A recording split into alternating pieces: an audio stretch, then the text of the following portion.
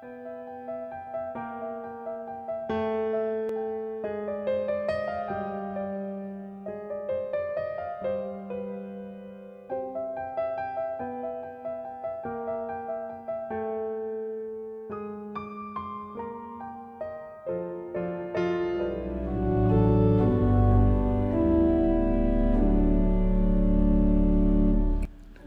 the Lord delivered Zion from bondage, it seemed like a dream. Then was our mouth filled with laughter. On our lips there were songs.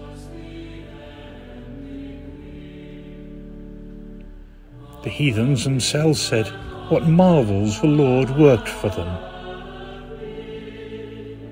What marvels the Lord worked for us.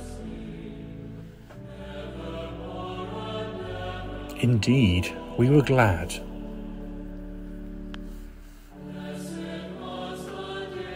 Deliver us, O Lord, from our bondage. As streams in dry land. Those who are sowing in tears will sing when they reap.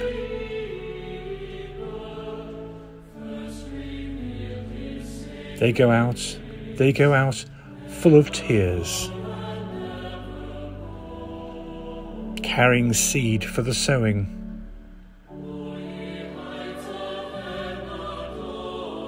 They come back full of songs, carrying their sheaves.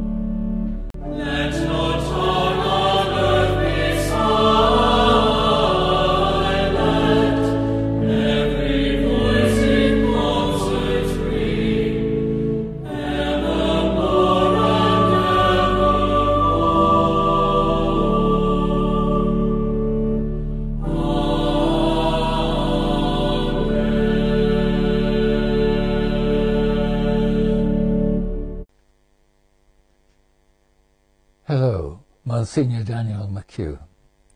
My reflection for the second week of Advent. Behold the joy that comes to you from God. This week I saw a short excerpt on TV of a 12-point giant star being hoisted to the top of a new tower of the iconic Sagrada Familia Basilica, the Holy Family Basilica, Barcelona. It will be lit up in time for the solemnity of the Immaculate Conception of Our Lady on the 8th of December this coming week. Made of glass and steel, it will be known as the Bethlehem Star, and will be atop the new tower of the Virgin Mary. We are invited to take part in the lighting up of the star in the coming days, via the internet. The architect Gaudi began this work, this famous basilica, many years ago, and though he has died, it is still not finished. His desire was that it be a Bible in stone. To me, the star points to the one that Baruch points to in the communion antiphon for the second Sunday of Advent, where the prophet says, "Jerusalem, arise and stand upon the heights, and behold the joy which comes to you from God." The star hovered over the place where Jesus was born, and the journey began with his conception in the womb of the Virgin Mary. Visitors to Barcelona from near and far go to see the Sagrada Familia. This year they will see the shades of white and blue lighting up the cloak of the Virgin Mary on the Tower of Mary. And I foresee parents explaining to their children the meaning of it all and how it culminates in the birth of the Saviour Jesus on Christmas Day.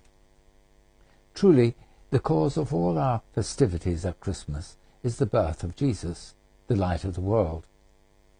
As well as enjoying nice food and drink, we all try to find our own ways of highlighting what the feast means, lest it gets lost in the middle of partying, which in the long run is not as satisfying as reaching out to Jesus, who brought us the meaning of life and the goal of our journey on earth.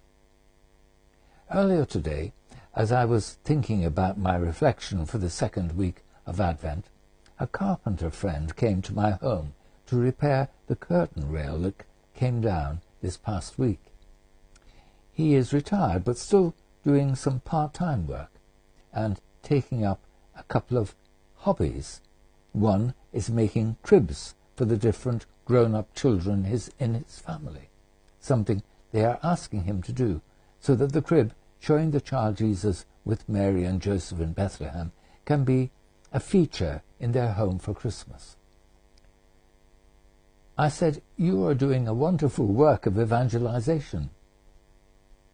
It would be great if we could all find ways of our own to recall and celebrate the meaning of Christmas and how it impacts on our lives." Just yesterday I was helping with confessions, the Sacrament of Reconciliation, in St. Augustine's Church, Solihull. Father Dominic, the parish priest, and Father Joseph, a retired priest, living in the presbytery, were hearing confessions of children from the primary school, and I was doing the same for their parents. I thought the parents were a great example to their children, particularly witnessing to their need of forgiveness of sin. Also, it was a special way of giving witness to preparing for the birth of the Saviour. John the Baptist calls the people to, quote, "prepare a way for the Lord, make his path straight," in the Gospel for the second Sunday. The Church has always seen confession, the Sacrament of Reconciliation, as a way of turning away from sin, our selfishness, to open our hearts to the coming of Jesus at Christmas. With the confession goes penance, an act of love and a sign of turning from self and back to God. We don't get true, lasting happiness in simply carousing, though we enjoy our turkey and Christmas pudding, of course. I was reading an article by Paul Bloom, a professor of psychology at the University of Toronto, the other day. He was confronting the argument that human beings just seek pleasure, that we are all hedonists. He says, quote, "The drive for meaning is every bit as important as the drive to have a good time." He quotes the psychiatrist Frankl in his book Man's Search for Meaning, where he writes, "Those who had the best chance of survival were those whose lives had broader purpose, who had some goal or project or relationship, some reason to live." That is what Jesus gives us in his life and teaching. He is the fulfillment of the prophet Baruch in the first reading on the second Sunday of Advent. God will guide Israel in joy by the light of his glory, with his mercy and integrity for escort. Jesus gives meaning to life. The star on the basilica in Barcelona, and the star I hang on my front door, and the cribs made by the carpenter friend in Advent point to him. We can all find ways to pass on these words: "Behold the joy that comes to you from God."